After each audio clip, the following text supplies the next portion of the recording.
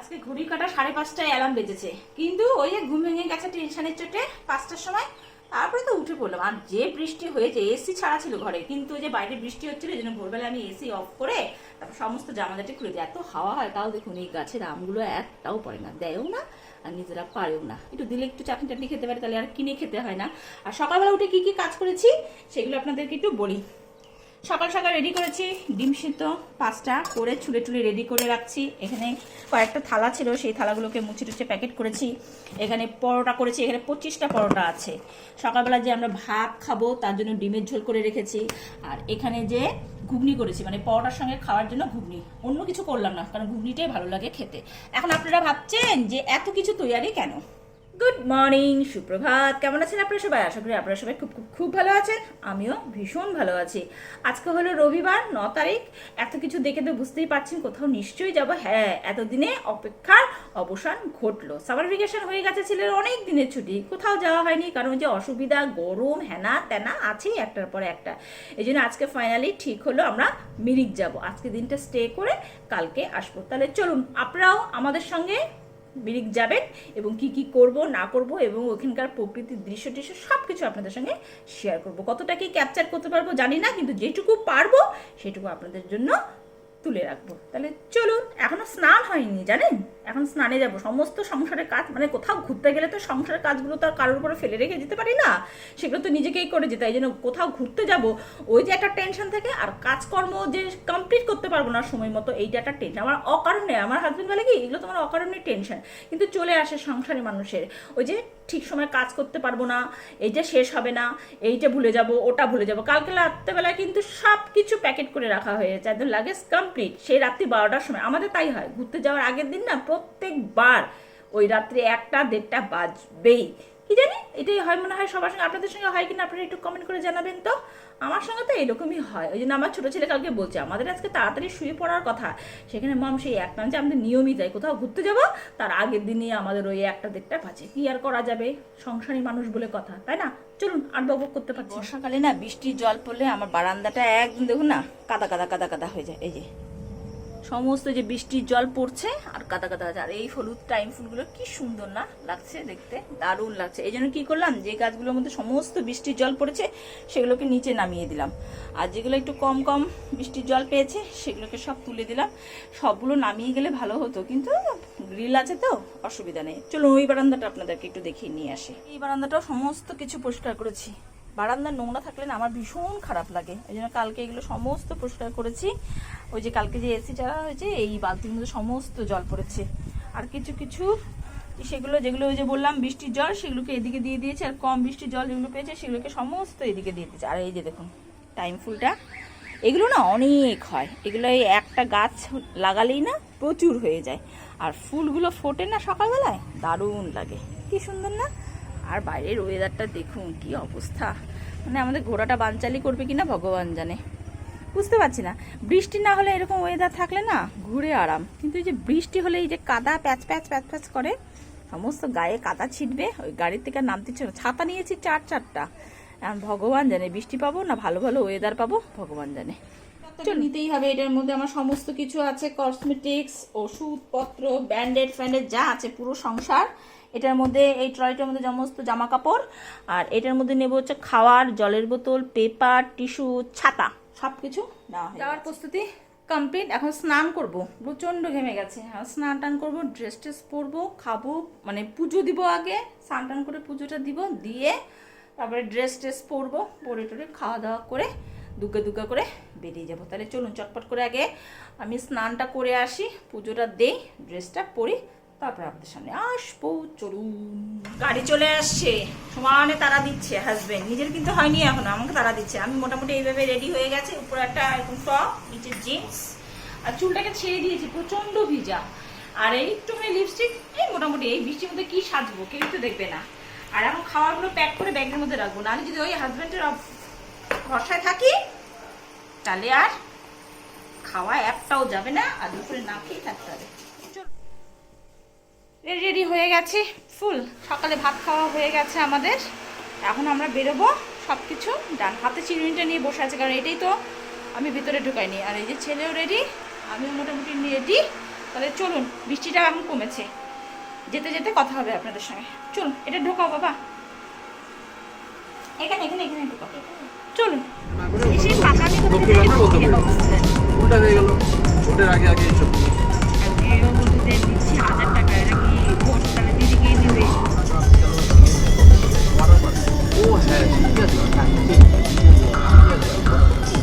এক দিচ্ছি মানে থাকার কলকাতা যে হাইকোর্টটা, এটা তার একটা সার্টিফিকেট, আমাদের কলকাতা দোহাইতে হবে। শিলিগুড়ি ঢুকবো আমরা এখন। এই তো এই সময়টা একটু ব্রেক নেওয়া হলো খাওয়া দাওয়ার জন্য, খেলাম সবাই মিলে। এখন শিলিগুড়ি ক্রস করে মিরিকের উদ্দেশ্যে রওনা দেবো। সব খাওয়া দাওয়া হলো, সকালবেলা তো ভাত করেছিলাম, কেউ ভাত খেলো না, এই জন্য বাধ্য হয়ে এই সময় খেতে হলো। প্রত্যেকের খাওয়া হয়ে গেলো, কারণ আমরা তো আবার মিরিকে গিয়ে আবার হোটেলে খাবো, যার জন্য একটু গ্যাপটা থাকবে, ওই জন্য এই সময়টা খেয়ে নিলাম। এখন ঘড়ি কাটা বাজে প্রায় 12:15 ঘরে। এখন একটু পান খাবো, খেয়ে আবার গাড়ির মধ্যে ঢুকবো। কোমর একদম ধরে গেছে, পিঠ প্রচণ্ড ব্যথা করছে।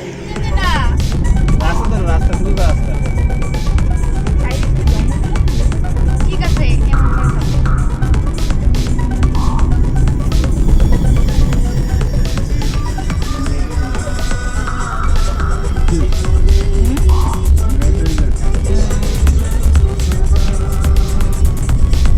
সেক্রেটারি সবার লাস্টে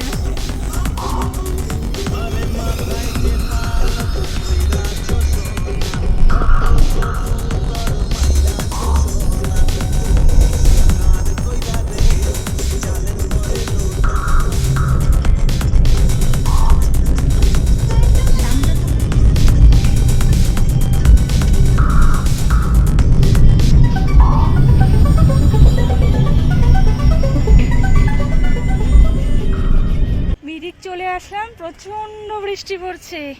একটা পার্ক, এটা লেক মনে হয় মিরিকের। কি সুন্দর জায়গাটা, দুর্ধর্ষ এই যে লেকটা। চলুন আপনাদেরকে দেখাই।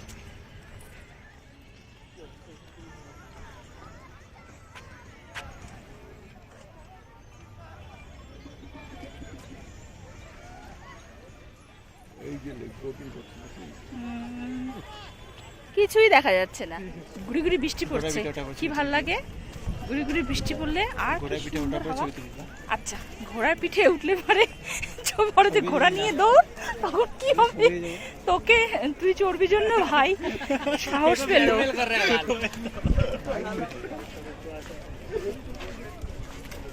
আহা হা হা, কি সুন্দর হাওয়া। এখন যে ঠান্ডা ঠান্ডা লাগছে, কিচ্ছু দেখা যাচ্ছে না লেকটা। গুড়ি গুড়ি মুখের মধ্যে বৃষ্টি পড়ছে, ইলশি গুড়ির মতো। এখন দুই ছেলে ঘোড়ায় চড়বে। চলুন দেখি কোন ঘোড়া কত দূর ছোটায় ওদেরকে। যদি পড়ে যাস কোমর টোমর ভেঙে যাবে। First experience. হাই বাবা, হাই।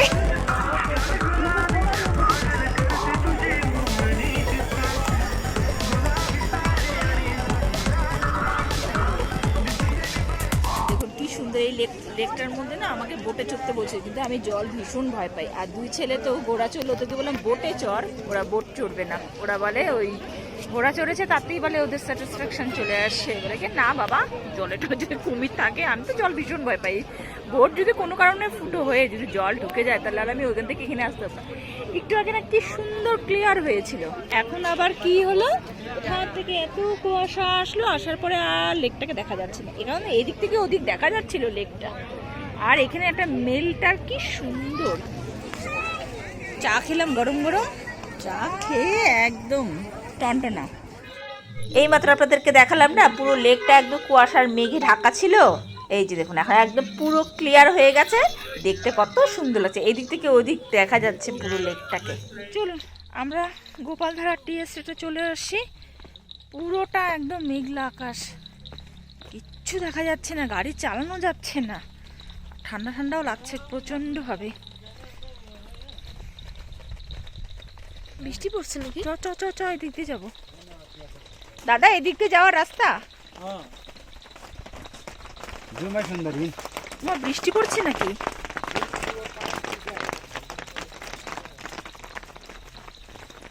ওহ কি দারুণ ভিউটা। লাভলি, অসাধারণ অসাধারণ, ভাষায় প্রকাশ করা যাবে না, এটা দারুণ, এত সুন্দর জায়গা। আমাদের সব কিছু দেখা হয়ে গেছে, ছবি টবিও তোলা হয়ে গেছে, যা যা সিনারি তোলার সব ভিডিও করে নিয়েছি। এখন আবার গাড়িতে যাবো, এখন ঘুরে টুরে আমরা এখন হোটেলে ঢুকবো। পা দুটো না প্রচণ্ড ব্যথা করছে, আর পারছি না, ঠান্ডাও লাগছে। শীতের কোনো জামা কাপড় ট্রলি থেকে বের করিনি না, মানে একবারে গিয়ে ফ্রেশ হয়ে একটু খাবো। আর পাহাড়ে আসছি মোমো খাবো না তা কখনো হয়? মোমো টোমো খেয়ে একটু রেস্ট নেব, ভাবছি একটু পাহাড়ে এখানে রিলস করব, তারপরে হোটেলে গিয়ে একবারে আপনাদের সঙ্গে দেখা হবে। চলুন চলুন, এখন ঘড়িতে বাজে 8:06। মোমো খাবো, পাহাড়ে আসছি, মোমো খাবো না তা হয়? মোমো টোমো খেয়ে তারপরে রাত্রে ভাত খাওয়া হবে। ভাতটা খেয়ে একদম ঘুম, শরীর আর দিচ্ছে না। আর এসে ফ্রেশ ট্রেশ হলাম, জামা কাপড় চেঞ্জ করলাম, হালকা হালকা ঠান্ডা লাগছে যেন আমিও একটা হালকা এরকম স্নাগ নিয়ে আসি, ওটাই পরলাম। আর একটা পুষি চুপ করে বসে আছে, পুষি, চলুন আপনাদেরকে দেখায় পুষিটা।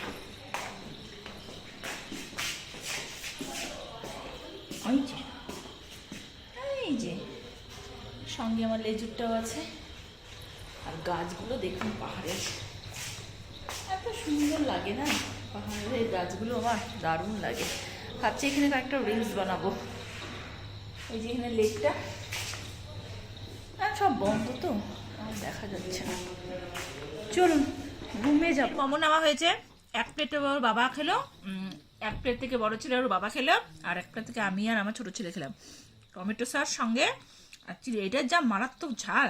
আমার বড় ছেলে আবার ওর বাবাকে বলছে কি, বাবাই তুমি টমেটো সস না দেখে এটা দিয়ে খাও, বাকি এটা কি ঝাল কম হচ্ছে, ঝাল কম, এটা খেয়ে দেখো। আর ওই যে দিলীপ দা বড়া নিয়েছিল একটা পকোড়া, ওটা দিয়ে আমি চিলি সস দিয়ে সয়া সস দিয়ে খাবো। তাই চলুন চটপট করে মোমোটা খাই, তারপর আবার রাত্রে ডিনার করে চুপচাপ ঘুমাবো, কালকে সেই 7টার সময় উঠতে হবে। চলুন, আমাদের লেক টেক ঘোরা হয়ে গেল, এখন ডিনার করব। এখন বাজে কটা দেখতো ঘড়িতে? 9:15 বাজে এখন। এখন ডিনার টিনার করে শুবো, প্রচণ্ড টায়ার্ড লাগছে। সেই যে কোন ভোর 5টার সময় উঠেছিলাম, উঠে তারপরে চলছেই একের পর এক। তাহলে চলুন আজকে ভিডিওটা এই পর্যন্ত থাক, ভালো লাগবে প্লিজ একটা like comment and share and অবশ্যই সাবস্ক্রাইব। আবার একটা নতুন ভিডিও নিয়ে আপনাদের সামনে হাজির হয়ে যাবো। আজকের জন্য বাই বাই, গুড নাইট।